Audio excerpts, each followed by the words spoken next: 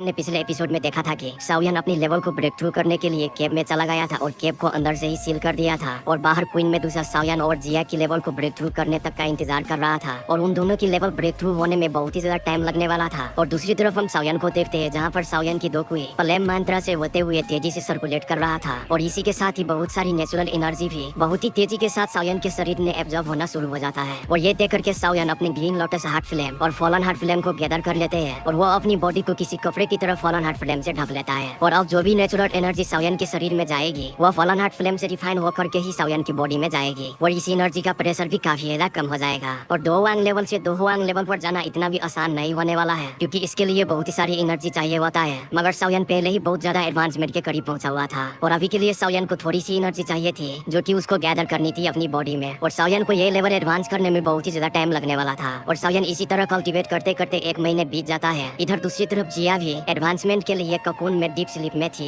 जो कि जिया की ककून बार बार ग्लो कर रहा था। और इधर क्वीन मेडुसा पहले तो ककून की तरफ देखती है जिसके बाद वो केव की तरफ देखता है जहाँ पर सावियन कल्टीवेट कर रहा था। और अभी के लिए क्वीन मेडुसा को सावियन की ओरा भी महसूस होना बंद हो चुका था। इसका साफ मतलब यही था कि सावियन अपने लेवल को ब्रेक थ्रू कर ही लेगा और वही क्वीन मेडुसा अकेले ही पड़ गई थी। और क्वीन मेडुसा बोर होकर कहती है ये दोनों सच में मेरा सवार आजमा रही है। जिसके बाद क्वीन मेडुसा भी एक जगह पर बैठ कर कल्टीवेशन करने लग जाती है। और इसी तरह दिन गुजरते जाते हैं। जब क्वीन मेडुसा कल्टीवेट कर रहा होता है तभी वहाँ उस जगह आसमान में एनर्जी की बहुत ही बड़ा टॉर्नेडो इकट्ठा हो गया था जहाँ पर सावियन अभी के लिए कल्टीवेट कर रहा था। और ये देख करके क्वीन मेडुसा पूरी तरीके से सोबर हो गई थी। और क्वीन मेडुसा हैरान होकर कहती है कि आखिर ये लड़का है क्या चीज। और क्वीन मेडुसा इसलिए हैरान थी जहाँ पर सावियन कल्टीवेट कर रहा था उस केव के ऊपर बहुत ही बड़ा एनर्जी का टॉर्नेडो बन गया था जो कि बहुत ही तेजी से उस केव में एब्जॉर्ब हो रहा था जहाँ पर सावियन कल्टीवेट कर रहा होता है। और क्वीन मेडुसा कहती है आखिर इस लड़के को ब्रेक थ्रू करने के लिए इतनी ज्यादा एनर्जी की क्या जरूरत है। और ये सब देख करके क्वीन मेडुसा पूरी तरीके से एक्शन माइंडेड हो जाती है। दरअसल बात यह है कि क्वीन मेडुसा भी किसी टाइम में दो वांग लेवल की वॉरियर थी। उसने तो भी दो वांग लेवल का ब्रेक थ्रू किया होगा मगर क्वीन मेडुसा को दो वांग लेवल की ब्रेक थ्रू करते समय इतनी ज्यादा एनर्जी की जरूरत नहीं थी पड़ी जितनी एनर्जी सावियन आसपास से धड़ाधड़ एब्जॉर्ब किया जा रहा था। और अभी के लिए एनर्जी जो एब्जॉर्ब किए जाते हैं वो की मेथड को रिफाइन करने के लिए भी होती है। लेकिन ये सावियन की केस में पूरी तरीके से डिफरेंट था क्योंकि सावियन के पास इस वक्त फ्लेम मंत्रा की मेथड था और तो और इसके बॉडी में इस टाइम 3 हेवनली फ्लेम्स थी। और अभी के लिए सभी की सभी एनर्जी इन फ्लेम्स की वजह से रिफाइन होकर बहुत ही ज्यादा श्रिंक होकर सावियन की बॉडी में बहुत ही तेजी से एब्जॉर्ब हो रही थी। और अभी के लिए सावियन दो वन क्लास की फाउंडेशन किसी भी ऑर्डिनरी दो वन लेवल की बंदे से काफी ज्यादा मजबूत होती है। और यही चीज सावियन को आने वाली टाइम में बहुत ही ज्यादा बेनिफिट देगी जब वो दो वन से भी नेक्स्ट लेवल यानी कि दो जोंग का ब्रेक थ्रू करेगा। और अब क्वीन मेडुसा को डर इस बात का था कि इस वैली के ऊपर इतनी ज्यादा एनर्जी को फ्लो होते हुए देख करके तो बहुत सारे स्ट्रॉन्ग मैजिकल बीस्ट यहाँ पर आ सकते थे क्योंकि इस तरह की चीजों के बारे में मैजिकल बीस्ट को बहुत ही जल्द पता चल जाता है क्योंकि वो सभी बीस्ट बहुत ही ज्यादा सेंसिटिव होते हैं। और अब इधर सावियन की बॉडी वैली के बाहर से भी नेचुरल एनर्जी को एब्जॉर्ब करना स्टार्ट कर देती है जिसकी वजह से लिटिल गर्ल जिया की ककून की जो कि खुद भी एनर्जी को एब्जॉर्ब कर रहा था तो अब उसे एनर्जी की काफी ज्यादा कमी होने लग जाती है। लेकिन तभी जिया की ककून से एक बहुत ही बड़ा ग्लो होता है जिसके बाद आधी नेचुरल एनर्जी जिया की ककून में एब्जॉर्ब होने लग जाती है। और ये सीन देखने में ऐसा लग रहा था कि मानो सावियन और छोटा पैकेट जिया दोनों ही एनर्जी के लिए एक दूसरे से झगड़ा कर रहा हो। जिसके बाद क्वीन मेडुसा अपना सर पकड़ के बैठ जाती है और कहती है ये दोनों अपने लेवल के एडवांसमेंट के दौरान भी शांति से नहीं बैठ सकते हैं और ये दोनों अभी भी लड़ रहे हैं। और ये सब कुछ देख करके क्वीन मेडुसा जल्दी से आसमान में आकर एक हिडन शील्ड बनाती है और फिर वो अपनी बहुत सारे दावकी को यूज करके एक बहुत ही बड़ी स्पेस शील्ड बना लेती है जो कि पूरी वैली और आसपास की जंगल को कवर कर लेती है। और इस स्पेस शील्ड की वजह से इस जगह का पता कोई भी इजीली नहीं लगा पाएगा। और इस स्पेस शील्ड को बनाते बनाते क्वीन मेडुसा ऑलमोस्ट एग्जॉस्ट होने के कगार पर थी। और इस स्पेस शील्ड को बनाने का मतलब ये नहीं था कि क्वीन मेडुसा किसी से डरती है। अगर कोई भी मैजिकल बीस्ट यहाँ पर आकर के क्वीन मेडुसा से फाइट करती है और इस फाइट की वजह से सावियन और जिया अगर डिस्टर्ब हो जाते हैं तो उसके रिजल्ट बहुत ही ज्यादा खतरनाक भी हो सकते हैं। अब स्पेस शील्ड बनाने के बाद क्वीन मेडुसा एक चट्टान पर जाकर के बैठती है और क्वीन मेडुसा कहती है ये दोनों सच में यार किसी को भी शांति से बैठने तक नहीं देती है। जिसके बाद क्वीन मेडुसा भी अपने आंख बंद करके कल्टीवेट करने लग जाती है। और ऐसे ही करते करते कई दिन और कई महीने गुजर जाते हैं और इसी तरह 3 महीने गुजर चुके हैं जहाँ पर अभी भी लिटिल गर्ल जिया और सावियन दोनों ही नेचुरल एनर्जी को एब्जॉर्ब कर रही थी। और इसी तरह जब 1 मंथ और गुजरते हैं तो एक दिन अचानक से क्वीन मेडुसा अपनी कल्टीवेशन के दौरान आंखें खोलती है तो उसके माथे पर छोटा सा 7 कलर का स्नेक मार्क अपेयर होती है और इस मार्क में से अभी के लिए लाइट भी निकल रही थी। जिसके बाद क्वीन मेडुसा अपनी माथे पर की स्नेक मार्क को छूती है और ये स्नेक मार्क किसी स्पिरिट की थ्रेड से बनाया गया था। और स्नेक ट्राइब में ऐसे स्नेक समान लोग ही थे जो कि इस थ्रेड को जला करके क्वीन मेडुसा को इन्फॉर्म कर सकते थे। और इस थ्रेड को जलाने का मतलब यही है कि अभी स्नेक ट्राइब के लोग किसी बड़े खतरे में हैं। और क्वीन मेडुसा को भी इस स्नेक मार्क को देख करके पता चल चुका था कि स्नेक ट्राइब किसी बहुत ही बड़ी खतरे में है जो कि स्नेक ट्राइब के लोग क्वीन मेडुसा से इस मार्क के थ्रू हेल्प मांग रहे हैं। और जिसके बाद क्वीन मेडुसा एक लंबी सांस लेकर के यहाँ पर से उठती है और अपनी पूरी पावर को यूज करते हुए फिर से एक बहुत ही ज्यादा स्ट्रॉन्ग स्पेस बैरियर बना देती है और जिसके बाद साओयन की केव और जिया की कोकून की तरफ देखते हुए कहती है, लो मैं तुम दोनों के लिए एक और बहुत ही ज्यादा स्ट्रॉन्ग बैरियर बना दिए है और अभी के लिए मुझे लगता है कि मेरे स्नेक ट्राइब और कोई बहुत ही बड़ा डिजास्टर आ गया है, इसलिए मुझे यहाँ पर से कैसे भी कर जाना ही होगा। बस मैं एक बार अपनी ट्राइब की पूरी प्रॉब्लम को हल कर लूँ तो मैं फिर से आप दोनों के पास यहाँ पर जरूरी आ जाऊंगे। और ये कहते ही क्वीन मेडुसा अपनी स्नेक ट्राइब की तरफ चल पड़ती है और क्वीन मेडुसा के जाने के बाद साओयन की केव से और लिटिल वेल जिया की कोकून से कोई भी हलचल नहीं होती है और वही दूसरी तरफ कोई भी मैजिकल बीस्ट इस स्पेस सील की तरफ आने की कोशिश नहीं करता और न ही इन सभी बीस्ट को पता था कि यहाँ पर अभी के लिए चल क्या रहा है और कोई क्वीन मेडुसा से स्ट्रॉन्ग पर्सन ही होगा जो कि साओयन और जिया को इस स्पेस सील के अंदर भी फाइंड आउट कर पाए। और इसी तरह बहुत ही तेजी से टाइम पास होते रहते हैं और इस वैली के आसपास बहुत सारी एनर्जी की वजह से एक ग्रीन गैप बन जाती है और अब देखते ही देखते 1 साल का टाइम गुजर गया था और क्वीन मेडुसा को भी यहाँ पर से गए हुए 6 महीने गुजर चुके हैं, लेकिन अभी तक क्वीन मेडुसा इस वैली में नहीं आई है और आखिर क्वीन मेडुसा के साथ क्या हुआ ये किसी को भी नहीं पता। और इधर साओयन की केव के ऊपर और जिया की कोकून के ऊपर बहुत ही बड़ा एनर्जी पिलर बनता है और जिसके बाद जिया की कोकून के ऊपर बनी हुई एनर्जी पिलर जिया की कोकून के अंदर चला जाता है और साओयन की केव के ऊपर बनी हुई एनर्जी पिलर साओयन की केव के अंदर चला जाता है और इधर जिया की कोकून के ऊपर एक अजीब तरह के सील बनना स्टार्ट हो जाता है और दूसरी तरफ साओयन जिनके आंखें पूरे 1 सालों से ऑलमोस्ट बंद थी तो उसके आंखें एकदम से खुल जाते हैं और साओयन की आंखों से थंडर बॉल्स की तरह एनर्जी आकर के बाहर निकलती है और इस एनर्जी की वजह से आसपास की चट्टानें भी टूट जाते हैं, यहाँ तक कि जिस चट्टान पर साओयन खुद बैठा था वो चट्टान भी टूट जाते हैं। और फिर साओयन का ओरा जो कि 1 सालों से शांत था, जो कि किसी बिखरे हुए चीतों की तरह दहाड़ मारते हुए आसमान में फैल जाता है और जिसके बाद हम साओयन को देखते हैं जो कि हवा में था और जिसके बाद साओयन अपने हाथों को हवा में लहराते हुए कहता है कि आखिर ये है दो वांग लेवल की एक्चुअल स्ट्रेंथ और अभी के लिए साओयन अपनी दो वांग लेवल को ब्रेक थ्रू कर लिया था और अब साओयन दो वांग लेवल पर पहुंच चुका था और अभी साओयन अपनी बॉडी में किसी सुनामी से भी ज्यादा दाव की वो फील कर रहा था और साओयन की स्पिरिचुअल स्ट्रेंथ भी बहुत ही ज्यादा स्ट्रॉन्ग हो चुकी थी और अब साओयन अपनी बढ़ी हुई स्पिरिचुअल स्ट्रेंथ को यूज करते हुए आसपास की पूरी वैली को स्कैन करने लग जाता है और जिसके बाद जिया की कोकून को भी स्कैन करते हैं जो कि अभी भी जिया डीप स्लीप में थी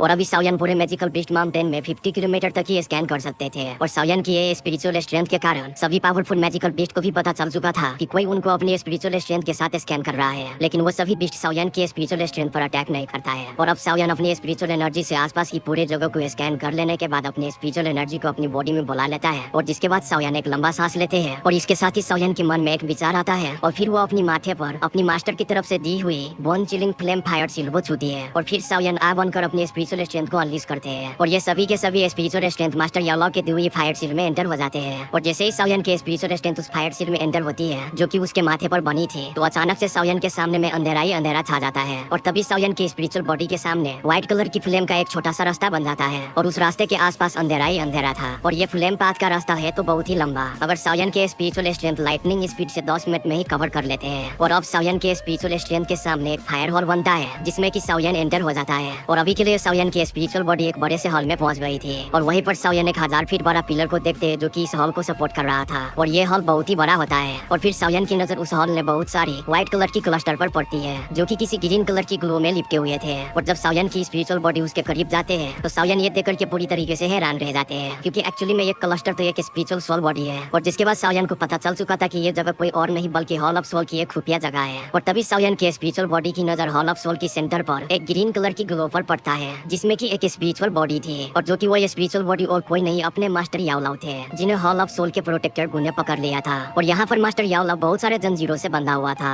और मास्टर याओ की सिर नीचे झुका था और मास्टर याओ की आंखें भी बंद थी, ऐसा मानो कि वो डीप स्लीप में चले गए हो और मास्टर याओ की ऐसी हालत को देख करके साओयन पूरी तरीके से बहुत सबका सा रह गया था और आप सभी को बताने की जरूरत भी नहीं है कि साओयन